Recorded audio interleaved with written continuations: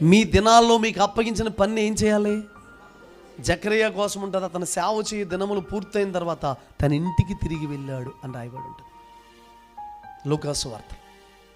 సేవ చేసే దినాలు పూర్తయిన తర్వాత ఇంటికి ఏం చేశాడంట? తిరిగి వెళ్ళాడంట. మీరు అడగండి, ఈ రోజు నుంచి విషయం చెప్పమంటారా? హలో,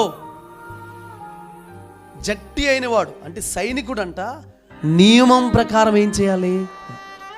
జట్టి అయినవాడు అంటే క్రికెట్ ఆడేవాళ్ళు, ఈ షటిల్ ఆడేవాళ్ళు ఉంటారు కదండి, వీళ్ళంట ఒక నియమం ఉంటుందంట. ఆ నియమం ప్రకారం పోరాడుతూనే బహుమానం ఏం చేస్తారు కదా. మరి మనం కూడా సైనికులమే కదండి. ఇప్పుడు మనం ఎలా పని చేయాలి? నియమం ప్రకారం పనిచేయాలి.